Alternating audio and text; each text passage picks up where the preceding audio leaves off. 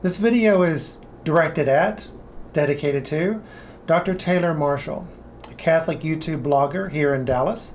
Very good one, actually, representing a strain of Catholicism that would actually go back to pre-Vatican II. Would rather do that if possible. I'd like to meet with you sometime, Dr. Taylor. I think you have the intellectual rigor to deal with what I'm grappling with here. You or somebody that you trust would be great. You'll see what's going on. This video is largely going to be about why I did not become a Catholic, and I very seriously considered it for quite a while. I read the Catechism a couple of times, actually. But I'm going to start out with some questions. What do Roy Cohn, J. Edgar Hoover, and Senator McCarthy all have in common? And me. We're all gay. Do you think they were my friends? Do you think we're in a cabal together? Now, I was listening to a podcast about these men, and your Cardinal McCarrick and all these people that you talk about, people like you, their names popped up. Do you think they're my buddies? When I look at you talk about your book, Infiltration, for which you should be justifiably proud, I understand your pain. I feel your pain. I share it. I went through the same thing here in Dallas at the Cathedral of Hope. Let it be said, first of all, I can't stand a coward, a liar, a traitor. I'm going through the same thing you are. When I joined the Cathedral of Hope, I was so proud of that church. It was the biggest gay church in the country. The leadership there, I have to say, is fantastic. I admire them a lot. Especially Neil, Reverend Neil, the chief minister, whatever they call him, I don't remember. The problem is the Cathedral of Hope, as I discovered to my devastation, is just little more than a George Soros NGO. You know, I tried to talk them off this cliff and talk them, frankly, back into being Christian. But I would hear the Reverend Neil talk in his sermons about how we were down in Guatemala. I'm like, Guatemala, where the caravans came from? We were at a conference, and we were all at a conference talking about immigration in Washington, D.C. I'm like, what conference is this? This was going on at the time these caravans were being brought together. He was part of the group that was bringing these people into our country, trying to break the law. I know what you're going through. My last time there was July 7th of last year, the first Sunday after July 4th. And you quote a female rabbi and you quote a Muslim. They had a Muslim do a call to prayer in the Cathedral of Hope. You know now that as far as they're concerned, that building is now a mosque. When they do a call to prayer in a building, the building is now a mosque. We're Catholics, and well, mostly Protestants down here. Protestants, white Protestants, they're just the nastiest, evilest people in the world. It's just like, what are you talking about? I'll take them over your buddies anytime. And just so you know, we homosexuals have always been getting married. You just haven't acknowledged our unions. We've been getting married for centuries. Now let me ask another question. I'm going to go into ultimately why I did not become a Catholic.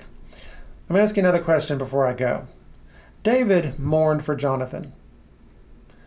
Gilgamesh mourned for Enkidu. Achilles mourned for Patroclus. Who made Jesus cry?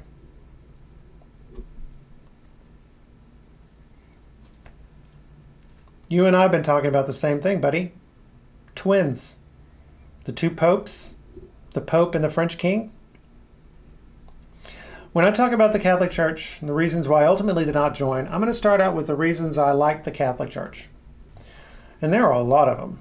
There are a lot of things that y'all do, you just do right. And then things I'm indifferent about, and then things that made me say, it's not going to happen.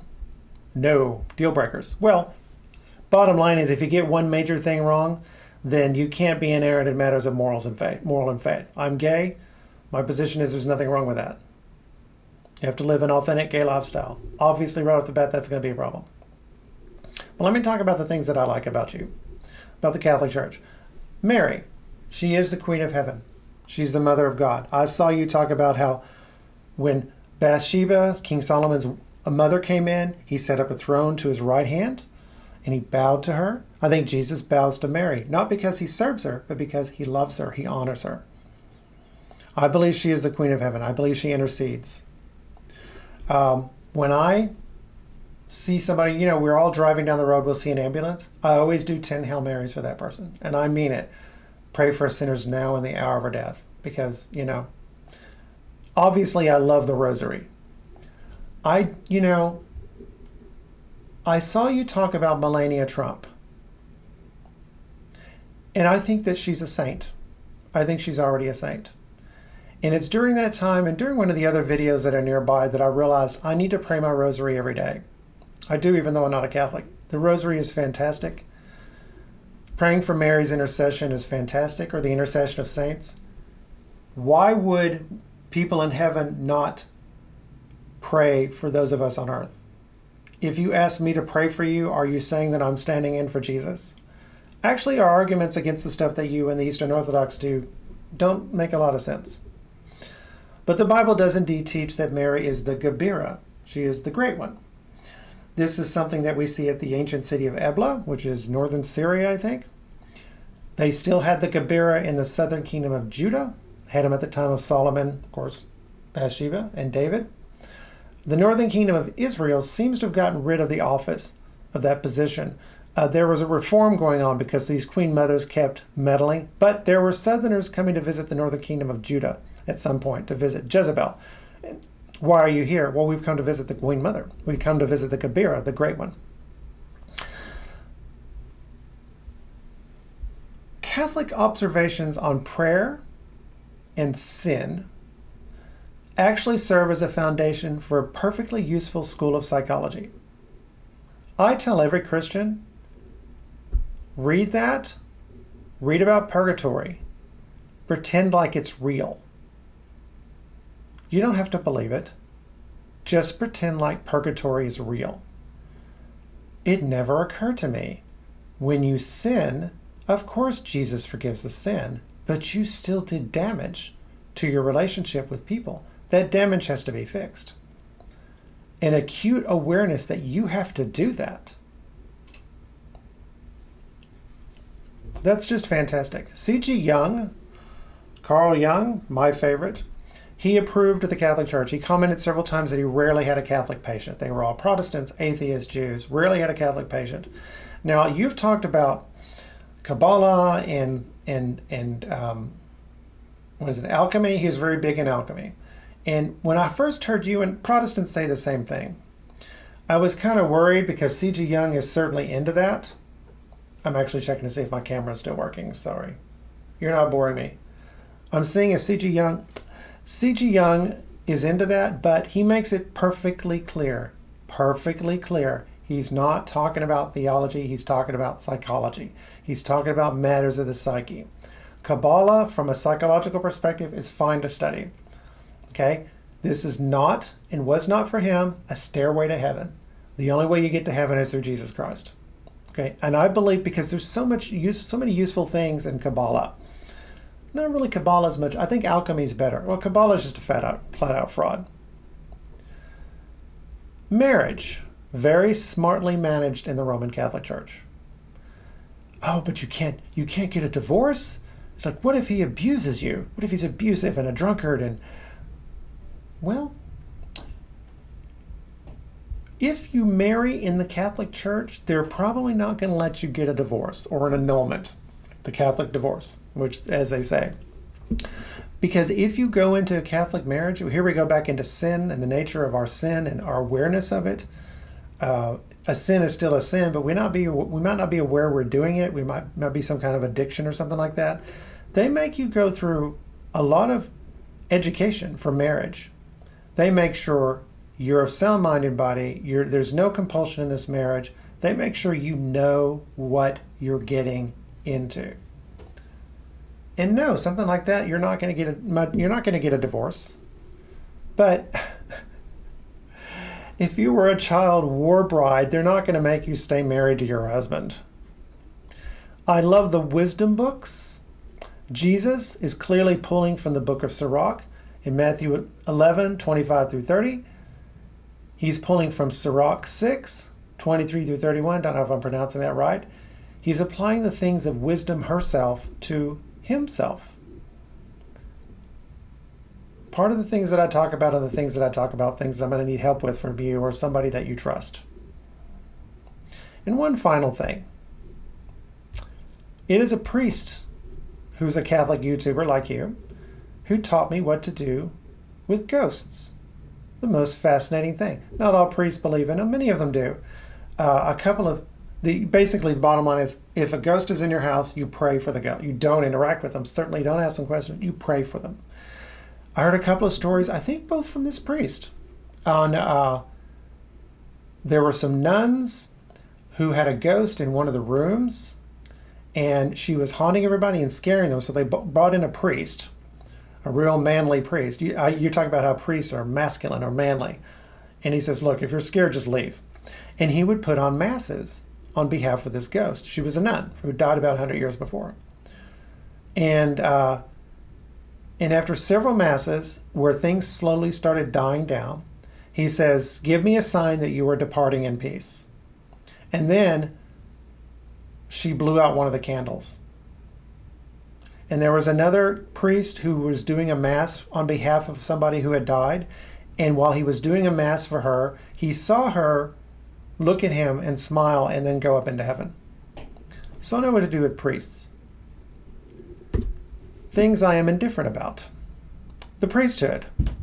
I have in my head what I call a theoretical archaeologist.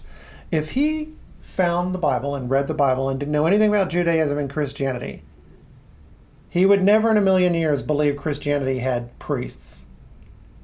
I don't believe priesthood has anything to do with Christianity. Now, I'm not hardcore Protestant about this. My position is, if Christians are doing it, then it's Christian. But it's not intrinsically Christian. The way I see it, if Romans converted to Christianity, how would they organize their religion? You'd have something like the Roman Catholic Church. Since this is a church created by Roman citizen Christians, it's fine with me if they delegated and centralized authority to priests and other clergy. When it comes to getting people organized and on the same page, nobody does it better than Romans. Never have, never will. Most enduring empire in the history of the world. Largest, most enduring institution in the world. That's not a coincidence. By the way, here's something I thought you'd like to know. Archaeology is showing that not necessarily the Romans, but the Central Italians showed the Greeks how to build cities. I know, right? No. The hallmarks of urban living show up first in Central Italy, then in the colonies of the Greeks, the Greek colonies of Southern Italy, then on mainland Greece. So the Romans have always been geniuses at organization. Always have. In those first, as you know, probably know, the pre-Socratic philosophers didn't come from Greece. They were over in the west coast of Asia Minor and in southern Italy, which is where the sea people were, the Philistines. I'm indifferent to the real presence. If it's true, it's just as true for us as it is for you. I don't think it's limited to the hierarchy for reasons that I've already discussed. Again, I don't have trouble with delegating and centralization. I have no problem with authority. When I talk about the weirdness that I believe in the Bible, and I'm talking to a regular Christian, I always say, Protestant or Catholic, I always say, talk to your preacher, talk to your minister, talk to your priest, talk to someone with whom you're authority. I don't believe in poaching. I'm a Christian. I believe in behaving honorably and behaving with love. And I hope you keep that in mind when I tell you what I believe, because it's going to drive you crazy. Things I don't like. Can't stand Maccabees, especially second Maccabees. Heliodorus was a murderer. You know that. The priests were guilty of financial malfeasance. They were using the temple for cover. It's pretty clear to me. I'd noted years before I ever read Maccabees in general, which, by the way, I also consider to be racist. The Greeks weren't doing that to all the Jews. There's a major decline in literary brilliance and overall liveliness when you move from Kings and Samuel to Chronicles. The things that was going on as Solomon comes to power with his brother, This is like, yeah, this happens, but in Chronicles, oh, and Solomon came in his glory and our glorious temple. And no, there's something here. What I think is going on here, I just for the first time, here I'm 55 years old, I'm only now reading the Iliad and the Odyssey. I'm confident that the Greeks and the Jews had a mutual influence on each other, the Hebrews, the Israelites, through the Philistines. I think Odysseus was a Philistine. I think they're also known as the Sea People, and before then they were the Minoans. I'll get into that. I'm going to give you a present at the end. I think you will like it very much. I think the additions to Daniel are awful. The additions to Esther, all told, I don't think you got the canon quite right, and I don't think we did either. I think we're almost there, though. Nothing that hasn't already been accepted should be accepted. You need to read the Gospel of Thomas. I'm convinced of that. You need to read, certainly convinced you have to read the book of Enoch. Yes, you can't understand Jude, and Peter without the book of Enoch. That's just a fact. I don't think you appreciate the Protestant case against the Roman Catholic Church. I hear a lot of Catholics say, this is the church. We go back to the beginning. Yeah, but I was a Trotskyite Marxist. And I learned about dialectical materialism. And one thing that I learned about is quantitative changes leading to a qualitative change. Change in quantity leading to change in quality. You heat up water, you heat up water, you heat up water, boom, it's steam. Or cool it down, cool it down, cool it down, boom, it's ice. Okay? The laws of ice do not apply to water. The laws of steam do not apply to water. The laws of steam and ice don't apply to each other. They're basically saying you can make some changes over time and eventually just end up not being Christian. And that is true, and that's something you need to make that mistake. One small mistake way back and you're in trouble. Second Vatican Council. And speaking of small mistakes, this one ain't so tiny. I think the entire biblical case against us homosexuals is a fraud. I think it's erected on laws governing Kaddish and Kaddishah sometime after the Septuagint was translated. I suspect this was done by the Maccabees because the rabbis also agree with the Protestants and with the Catholics that this stuff is anti-gay. But I checked out the Septuagint. This stuff is talking about the Kaddish and the Kaddishah. That's the root for holy. This is a class of priests that we see in the city of Ugarit in northern Syria, destroyed by the Sea People.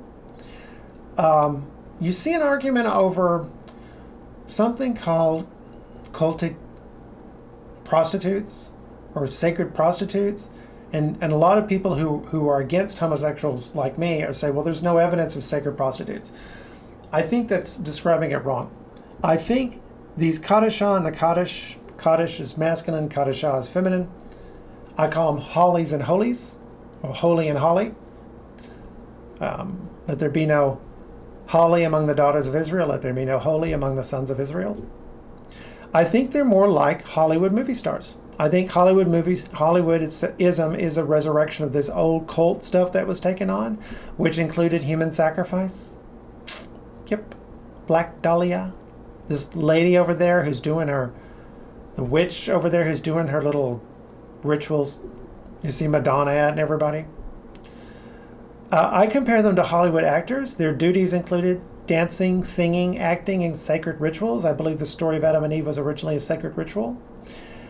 And some kind of sex cult ritual. And I know they were doing that because the Bible says that they were. Therefore, as I've said before, the RCC, the Roman Catholic Church, cannot be inerrant in matters of morals and faith. And here's where I get weird. Here's where I hope I don't get you angry. I think that after Jesus resurrected Lazarus from the dead, he married him. I'm ready to shop a book. It's close to 18,000 words for the outline alone. Now, I'm not trying to prove anything. I'd be happy to let you see the outline. I think you'll agree that I have no choice but to move forward with this case. I was actually horrified when I came up with this, and I begged God to take this away from me and begged the Virgin Mary, please don't throw me into hell for insulting your son, although she doesn't actually do that. And I could just see Jesus saying, "Oh, faggot, how dare you call me a faggot?" And then he throws me into hell. But I keep taking it back to Jesus and the Blessed Virgin. I'm just like, I don't know what to do. I have to move forward with this, and I think you will agree that I do. But you said something that made me feel so much better, because I assure you, I'm not saying this because I'm gay. I'm saying this because I just don't feel I have a choice. You talk about how people who are confused about theology and they just take it in and let people look at it. This is where I need help. Or maybe I'm going to prove that I'm right. Now, as for texts, I don't have a proof text here and there to back me up. I have a whole network of texts. The first network is with the Gospels of Mark and John, when you include the so-called secret Mark passage discovered by the gay scholar Morton Smith back in 1958, which is Mark's version of the resurrection of Lazarus in John chapter 11. I will show you that when you include secret Mark, Mark and John fit together like lock and key. First, we start with my backbone. There are probably even more passages I haven't found yet. These passages are all linked stylistically. Elements of exorcism are found throughout. In secret Mark, Jesus is exorcising death herself.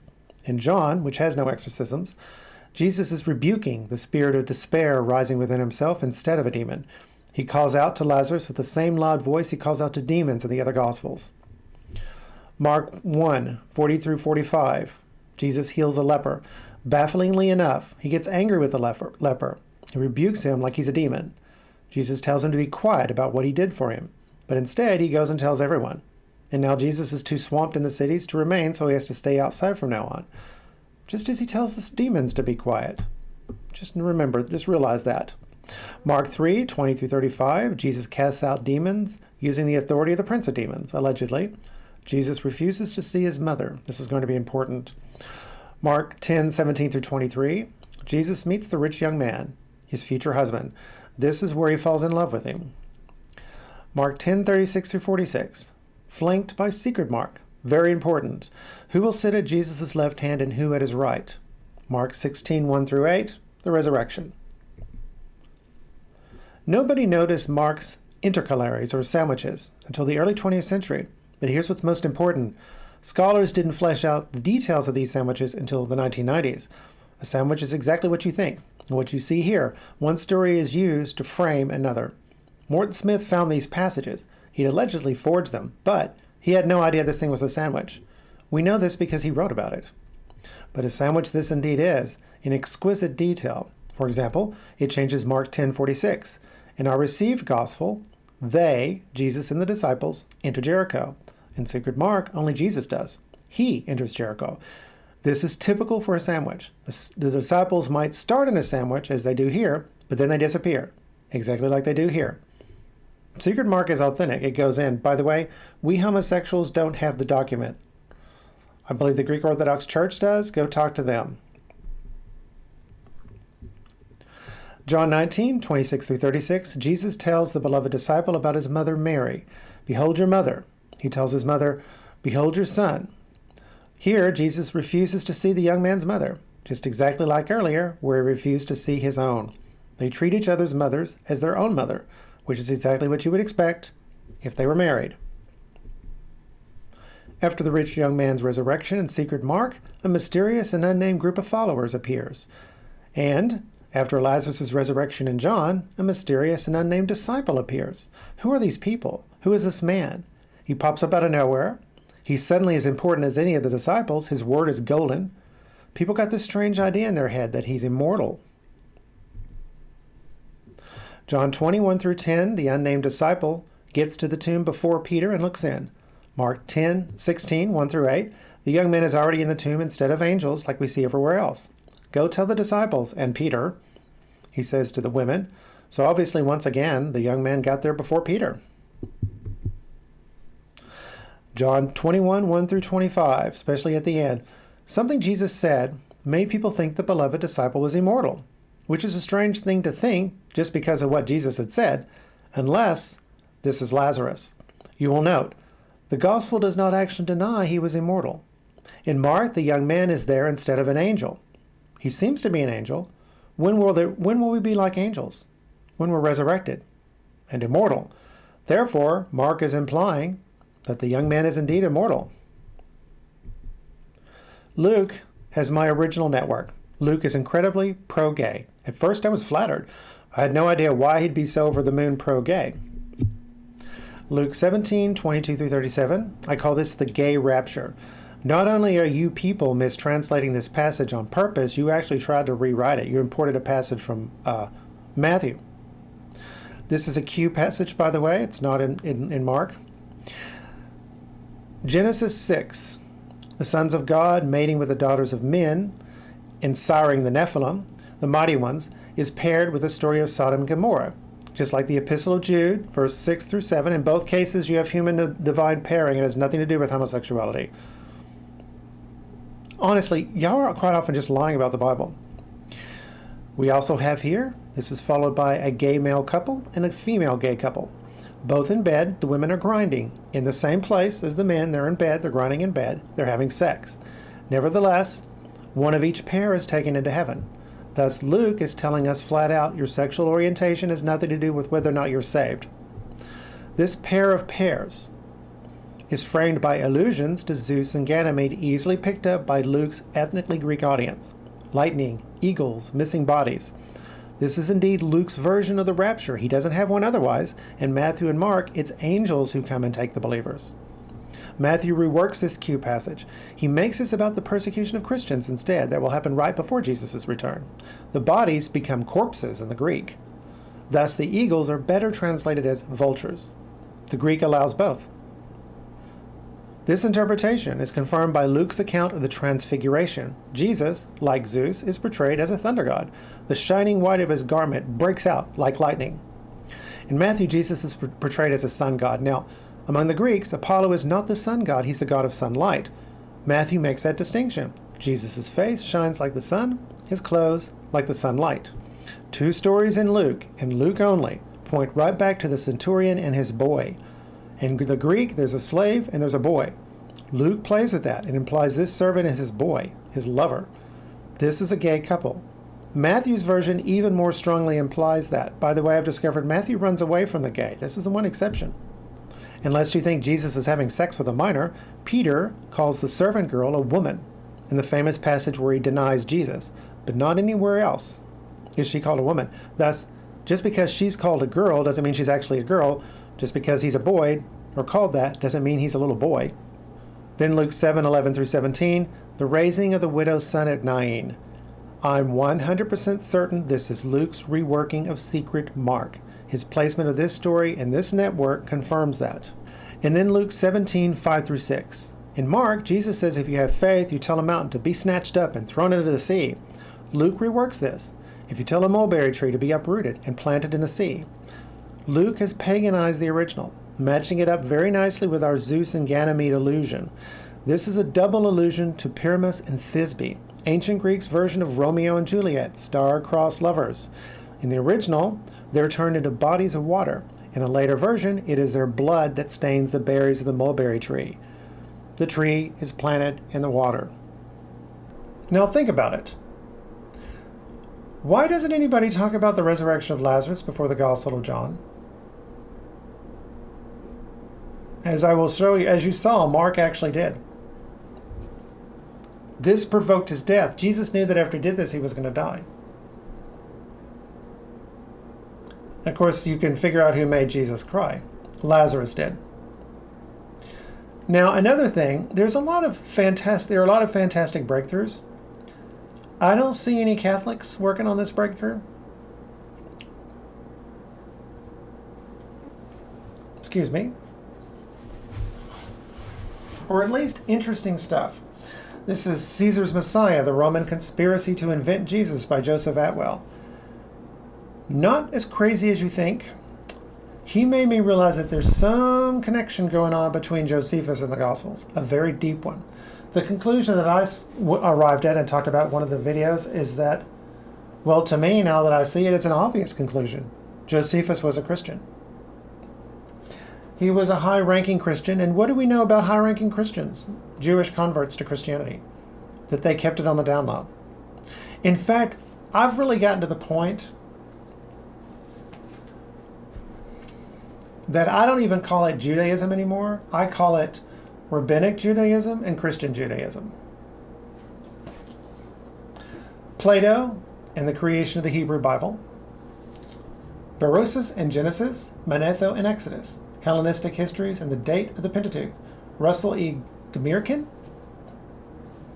Now, just as I believe that the Iliad and maybe the Odyssey, I haven't started reading the Odyssey yet, and the stories of Kings and Samuel related to each other through the Philistines. And I believe the same thing is going here. I believe it's Plato's Timaeus. Plato knew the Genesis creation story. And this guy is saying that the Jews got the creation story from Plato, the other way around, and the Pentateuch was invented about, well, the same time the Septuagint. Berosus and Exodus. But here's the thing in my own research, and you're going to like this. During the time of Moses, there's something going on called the rise of the thunder gods, and everybody knows this is happening.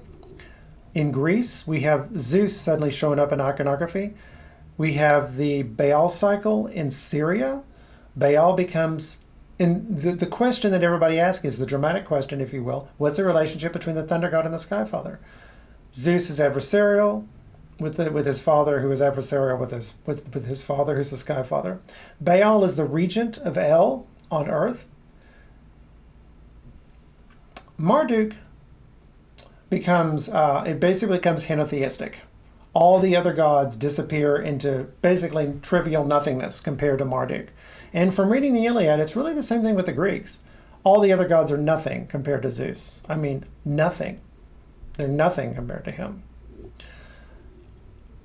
The Hebrew answer was, what I call the Mosaic Revolution, was the thunder god is the sky father. Yahweh is El. Yahweh Elohim. And the revelation, the Mosaic Revolution includes El, the God, becoming Elohim, the Godhead. It's kind of like you stick a straw in water, how it looks like it bends, looks like it's a different straw. We have the creation story in Genesis 1 with Genesis 2, where there's no rain. Well, we have a thunder god, but he hasn't brought the thunder yet. Okay? Why is Baal the natural rival of Yahweh? Because they're both thunder gods. Okay? And there's even a way to test this. There's even a control. The Assyrians, by the way, the people in India with the Rig Veda, they were in the Middle East at the time. They were the Mitanni, and they had conquered Assyria. Well, the Assyrians broke from them, which means they had to what? Is at the time, by the way, of Moses, about 1500 BC, that the Rig Veda is first heard. Shruti is heard. Indra, from which India is named, starts to arise in power. Okay, so in order for the Assyrians to throw off the Mitanni, Ashur, their god, the representation of their city, had to defeat Indra. To conquer Babylon, he had to defeat Marduk. To conquer Syria, he had to defeat Baal. To conquer Israel, apparently he had to defeat Yahweh. So this was like overturning the revolution. But of course we know that he did not defeat Yahweh. Well, in order for that to be true, in order for what I described to be true, and think when Exodus 33, 34, he sees Yahweh face to face. All of a sudden you can't see Yahweh face to face? Yahweh standing next to him? Or is Yahweh passing in front of him? What's going on here? That's what's going on here. It starts out with splitting up the two Yahwehs. It's actually El and Yahweh. And then, and of course we have Daniel with the Son of Man and the Ancient of Days. That's a Baal cycle. They're bringing in the Baal cycle. So what does this mean? Well, you know, of course, about the documentary hypothesis, right? The stuff of Moses came later. That means this stuff did not come from the Iron Age. It came from the Bronze Age, which is what we said, because the revolution happens then. This only makes sense then. The song of Moses in Deuteronomy, I think it's 32 or 36, I can't quite remember. The sons of God, the tribes of people, the people of the earth are divided up among the sons of God. Jacob is Yahweh's portion, right? This is talking about the rise of the thunder god, how El, the sky father, splits mankind up among the different gods. Once again, that's not from the 10th century or the 9th century. That's from the Bronze Age. They're talking about precisely that event. Can you think of anything that's strange that happened to Jacob? Sure, he wrestles with the angel who becomes Peniel, the face of God. I've seen the face of God. That's what he calls it. He sees in the face of El. Yahweh is El. The Son of Man, Michael, who is like El. Emmanuel. El is with us. Okay? Yahweh is El. So I think we need to stop translating El as God. I think we need to leave it as El. Again, this is one of the things that I think you're going to like. Okay. We're going to look through more books. Okay, we have Gomerkin, the Homeric epics, and the Gospel of Mark. I've been hitting that pretty hard. It influenced Mark. Well, I think it influenced Samuel and Kings. You're going to like this, I think. The Source New Testament with extensive notes on Greek word meaning by Dr. A. Nyland. The only thing she does for a living is read Greek. That's all she does. From the time of Homer up to the Classic Age. And she says, you know, I'm going to do a translation of the Bible, the New Testament. And you know what? I like her translation. Sometimes in some of the videos I do, she's really helped me out in a pinch. She's helped me out in a pinch. Mark's other gospel. I'm telling you, secret Mark belongs in the Bible. Dude, sorry, there's no doubt. Here's one for you. Now I have another book, and there's going to be a quick edit because I don't have it with me, so I'm gonna finish, you know, so there'll be a quick edit. I'm gonna slide that in, and then I come back. The Gospel and the Zodiac.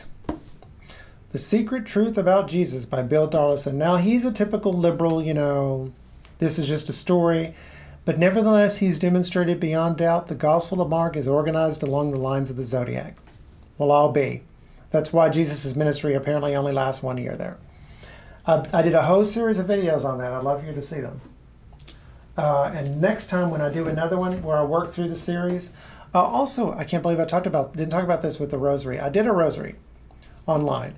The next time when I'm going to go through the Gospel of Mark again with the Zodiac, I'm going to bring in this book here, the Homeric Epics and the Gospel of Mark. I've got other books on the Zodiac. I don't know if you read this, The Blackwell History of the Latin Language. I know you like Latin. Oh boy, you like Latin. You know about the Saturnian verse, right? I don't know if you know this. You probably do. But nobody knew where that Saturnian verse came from. I mean, it was kind of weird, right? And it's like, and they finally realized, because it doesn't make any sense. The meter doesn't make any sense. The stress doesn't make any sense. And they finally realized, oh, it doesn't make sense in classic Latin. Classic Latin is actually dumbed down Latin. Latin used to have much more complex stress rules and vowel length rules. Latin, for some reason, reminded me a lot of Sanskrit when I was looking at Sanskrit there for a while and going on here.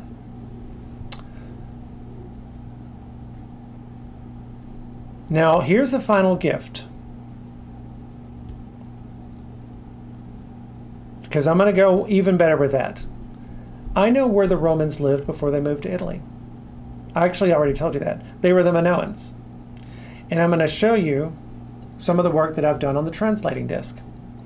Their word for water was equa, which of course reminds you of aqua. But when I first arrived at that conclusion, I'm like, a 3-syllable word for water? I don't know. Well, it turns out it is a perfect transition between the Latin aqua and the Proto-Indo-European equa, because they had glottals. Equa. 3-syllable word with a que in the center. Dude, I got this. I've been translating the Phaistos Disc. This is the first document in the world to use movable type. I'd love you to talk to you about all of this face-to-face again, because we're neighbors. But you can look at my videos, but I'm going to show you some quick stuff here on that.